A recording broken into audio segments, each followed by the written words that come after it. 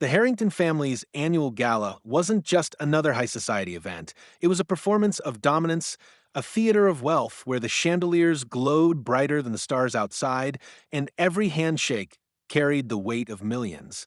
Guests from Wall Street, Hollywood, and Silicon Valley filled the marble ballroom, their gowns shimmering and their tuxedos pressed to perfection, all of them aware that tonight wasn't just about charity, it was about connections, leverage, and the future of a $750 million deal that the Harringtons were desperate to secure.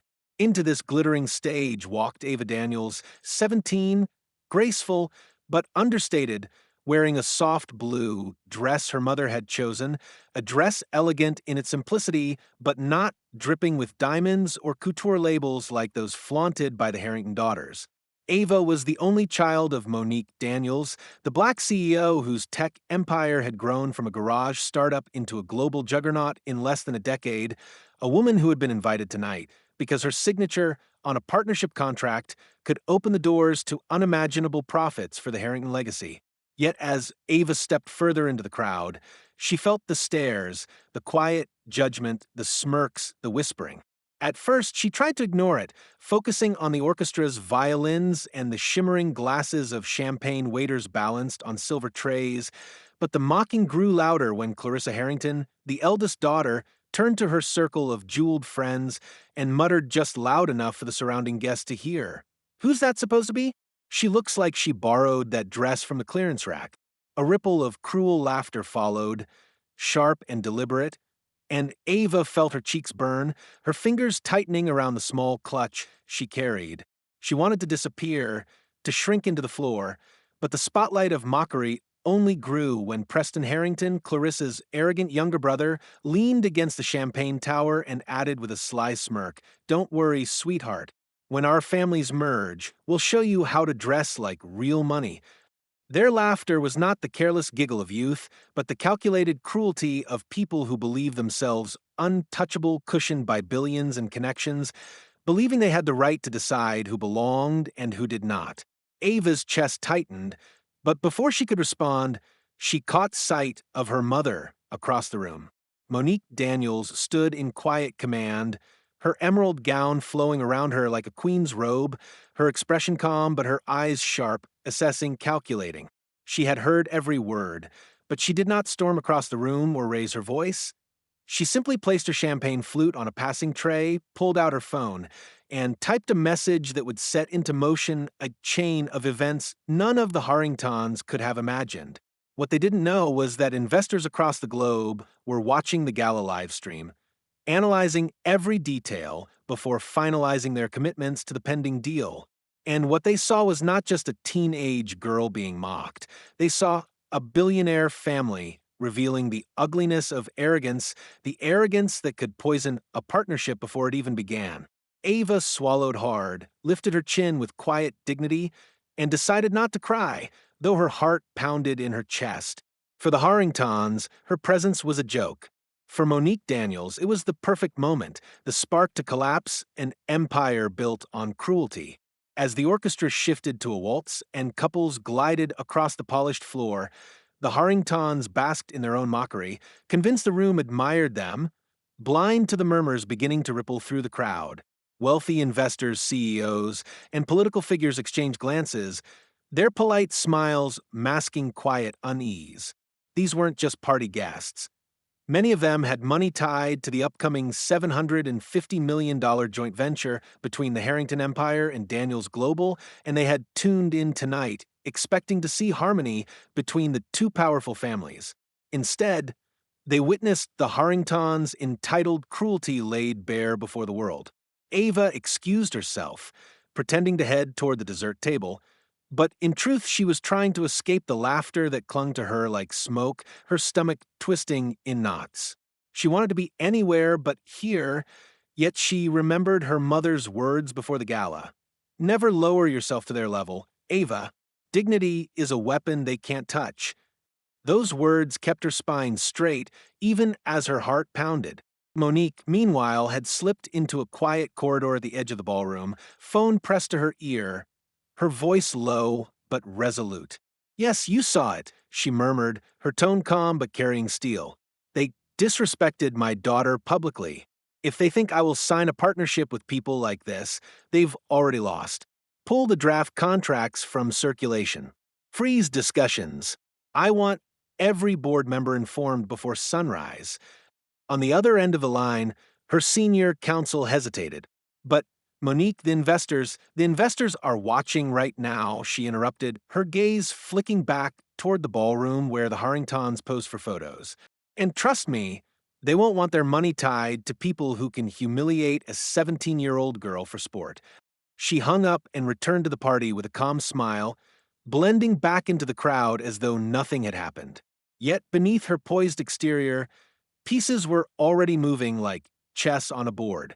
Across the room, Clarissa Harrington strutted with her friends, oblivious to the storm brewing, while Preston bragged about yachts and stock trades as though the world revolved around him. They laughed, unaware that whispers were spreading. Investors texting each other, journalists sniffing for scandal, rival families waiting like vultures for the Harringtons to stumble. Ava noticed it too. The way people began looking at her differently, some with sympathy, others with sharp calculation, as if realizing she was not just the girl in the blue dress, but the daughter of the very woman holding the power to decide the fate of a fortune.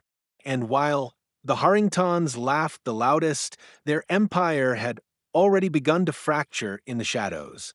They thought they had embarrassed Ava, but in truth, they had embarrassed themselves before the one audience that mattered most, the people who controlled the flow of billions. By the time dessert was served, towering chocolate sculptures and golden creme brulee, the damage was already spreading like silent fire. Investors had begun excusing themselves from the ballroom, some citing early flights, others pretending to take phone calls, but Monique Daniels knew exactly what they were doing, distancing themselves from the Harrington family before the flames grew too high. At the head table, Richard Harrington, the patriarch, sat smugly with a glass of Bordeaux, blissfully unaware that his empire was crumbling in real time.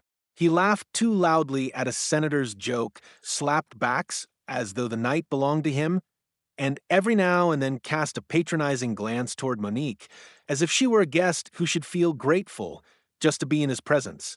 Ava sat beside her mother, quiet but steady, her earlier humiliation now masked by an aura of resilience that didn't go unnoticed.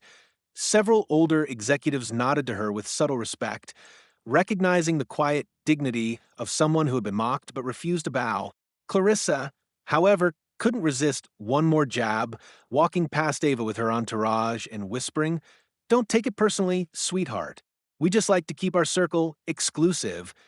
Ava said nothing, though her jaw clenched, but Monique's eyes flicked up sharply, and for the first time that evening, her voice cut through the music and chatter like a blade. "Exclusive?" she repeated, loud enough for nearby tables to hear. Interesting word, especially when it comes from a family about to lose half their investors overnight. The words hung in the air, heavy and electric. Richard Harrington frowned, confused, while Clarissa blinked as though the script had flipped in a play she didn't understand. Within moments, whispers surged louder. Guests began checking their phones, and Richard finally noticed the flurry of notifications lighting up screens across the room. Headlines were already appearing online. Harrington airs mock black CEO's daughter during gala, accompanied by clips from a live stream that had been clipped, shared, and retweeted by thousands. The humiliation wasn't just private anymore. It was public, global, irreversible. Richard's hand tightened around his wine glass until his knuckles whitened. But Monique remained composed, her hand gently resting on Ava's. "This is why dignity matters," she whispered to her daughter, her lips barely moving. "They can't take it from you. And when you keep it, they hand you their power." Across the room, panic began to flicker in the Harringtons' eyes as they realized the tide was turning, not tomorrow, not next week, but right here in the middle of their glittering ballroom. The deal they thought was in their pocket had already begun to unravel, and no amount of money, charm, or arrogance could sew it back together. The glittering ballroom that once echoed with laughter now buzzed with unease. The Harringtons, oblivious only minutes before, now scrambling as the storm they had conjured came crashing down around them. Richard Harrington rose from his seat, forcing a smile that barely masked the fury simmering beneath his polished exterior, and raised his glass to command the room, hoping to shift the energy back in his favor. Friends, partners, distinguished guests, he began, his voice booming with forced charm. Let's not allow petty distractions to overshadow the purpose of tonight, to celebrate unity, generosity, and the future of our collaboration. He gestured toward Monique as though she were his invited accessory, not an equal, adding with a patronizing grin, "And we're honored to welcome Ms. Daniels and her lovely daughter into our circle." But before applause could follow, Monique rose gracefully, her emerald gown shimmering under the chandeliers as though the lights themselves had chosen her as their focal point. She didn't raise her glass or smile. Instead, she let silence linger, letting the weight of her presence command attention. Generosity, she repeated, her voice smooth but firm. Unity, her gaze swept the crowd, pausing deliberately on each Harrington child before turning back to Richard. What I witnessed tonight was not unity. It was humiliation. Not generosity, but arrogance. The room froze, guests clutching their glasses, investors hanging on every word. Richard's jaw tightened, and Clarissa muttered something under her breath, but Monique pressed forward, her tone steady, lethal in its calmness. You mocked a child, not because of who she is, but because you thought your wealth gave you the right to decide her worth. And that tells me everything I need to know about the kind of partners you would be. Gasps rippled. Phones were raised discreetly to record, and in that moment, the gala ceased to be a celebration. It had become a public reckoning. Ava sat still, her heart racing, watching her mother dismantle the Harrington facade piece by piece. Richard tried to interject, his voice strained with panic. Now hold on, Monique, let's not. But she cut him off with a raised hand, the silence she commanded louder than any shout. No, Richard, she said coolly. Your family has already spoken for itself. And so, Daniels Global will not be moving forward with this partnership. The words detonated like a bomb in the room, the $750 million deal collapsing in a single breath, and investors erupted into quiet conversations, phones buzzing as markets shifted and alliances crumbled. Richard's face drained of color, Clarissa's smirk dissolved, and Preston looked like he'd swallowed glass. But Monique didn't gloat. She simply placed a protective hand on Ava's shoulder, her voice softening only for her daughter. Power isn't always about what you take. Sometimes it's about what you refuse to give. And as the Harrington empire trembled under the weight of its own arrogance, Monique Daniels walked away from the table without looking back, leaving the ballroom in stunned silence, the queen who had just flipped the board in front of the entire world. The morning after the gala, headlines blazed across every major outlet, each one more brutal than the last. Billionaire Harrington's mock CEO's daughter, $750 million deal in flames. Daniels Global walks away, Harrington legacy at risk. Arrogance meets its reckoning. The viral clips from the live stream had amassed millions of views overnight, showing Ava's quiet humiliation and Monique's poised dismantling of the Harringtons in front of their own guests. What had been meant as a glittering night of celebration turned into a case study in how quickly empires could collapse when arrogance overshadowed respect. Investors who once fought for a seat at Richard Harrington's table now ghosted his calls, redirecting funds toward Daniels Global, whose stocks had surged 10% before Wall Street even opened. Richard stormed through his estate like a man possessed, shouting at lawyers, berating his PR team, demanding statements be released to control the narrative. But no spin could erase the sight of his children sneering at a black teenager while their empire's survival depended on her mother's goodwill. Clarissa, once the golden socialite, found her face plastered on every article as the poster child for elitist cruelty, while Preston's smirk in the viral clip became a meme that mocked the family name. Meanwhile, Monique sat in her office, calm and composed, signing new contracts with rival corporations who reached out overnight, each eager to prove they valued her integrity where the Harringtons had failed. Ava sat quietly in the corner, scrolling through messages, thousands of strangers sending words of support, young girls saying they finally felt seen, business leaders praising her strength for holding her head high when others would have crumbled. For the first time since the humiliation, Ava smiled, realizing she hadn't been diminished by the Harringtons' cruelty, she had been elevated by it. Richard tried to salvage what he could, flying to meetings, begging for second chances, but boardrooms that once bent to his will now looked at him with suspicion, whispers following him like a curse. If he can't control his own family's arrogance, how can he be trusted with ours? The Harrington name, once synonymous with power, was now tied to disgrace, and all it had taken was one night, one moment, one choice to laugh at the wrong girl. The Harrington empire trembled, its foundation cracking under the weight of its own hubris, while the Daniels legacy rose higher than ever, built not on cruelty, but on respect, resilience, and the unshakable dignity of a mother and her daughter. The weeks that followed were a nightmare the Harringtons couldn't escape, no matter how many lawyers they hired or how many glossy press releases they issued. The $750 million partnership was officially dead, but the fallout went far beyond one deal. Companies that had once been desperate to associate with the Harrington name now pulled out of negotiations, citing ethical concerns, while quietly shifting their money to Daniels Global. Clarissa's invitations to elite galas evaporated, her social media flooded with scathing comments that turned every post into a public trial. Preston's arrogance, once tolerated as youthful indulgence, now marked him as a liability.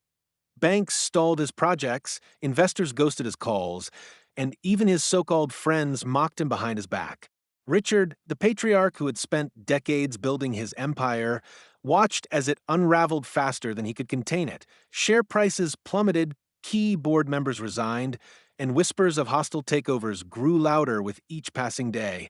He slammed doors in his mansion, shouted into phones until his voice cracked, and blamed everyone but himself, never admitting the truth that his empire hadn't been destroyed by outsiders, but by the arrogance festering within his own family. Meanwhile, Monique Daniels stood taller than ever, her company's value soaring as she finalized new alliances, her reputation cemented not only as a brilliant CEO, but as a leader who valued dignity above dollars. Ava, once the girl mocked in a ballroom, became a symbol of grace under fire, her quiet strength celebrated in magazines and interviews. The world had seen the Harringtons for what they were, and no amount of money could buy back the respect they had squandered. Their legacy wasn't collapsing in secret boardrooms. It was collapsing in the eyes of the entire world, one headline at a time. The final blow came not with fanfare, but with silence, the kind that follows when an empire finally crumbles and no one bothers to mourn it. Months after the gala, the Harrington family name no longer carried the power it once did. Their mansions were still standing, their cars still gleamed, but the respect, the influence, the aura of untouchability had evaporated like smoke in the wind. The $750 million deal they thought would secure their future had not only collapsed, but had paved the way for Daniels Global to become the market leader, absorbing partnerships once earmarked for the Harringtons. Richard Harrington, once a king in tailored suits, sat in a near-empty boardroom, papers strewn before him. Resignation letters from executives who no longer believed in his vision, letters from banks tightening their terms, and emails from investors transferring billions elsewhere. Clarissa, stripped of her social crown, had faded into obscurity, her name forever tied to the viral clip of her sneering face. Preston, drowning in failed ventures, discovered that arrogance without backing was worth less than dust. Meanwhile, Monique Daniels stood before her own board, her daughter by her side, announcing record growth and new philanthropic initiatives aimed at lifting communities rather than mocking them. Ava, no longer remembered as the girl in the blue dress who was humiliated, was now celebrated as the young woman who embodied resilience in the face of cruelty, her poise a quiet rebuke that echoed louder than any insult. The world saw in them not just success, but integrity, and that was something money could never buy. The Harrington legacy had not been stolen nor forcibly taken. It had shattered under the weight of its own arrogance, crumbling the second they decided to laugh at the wrong girl.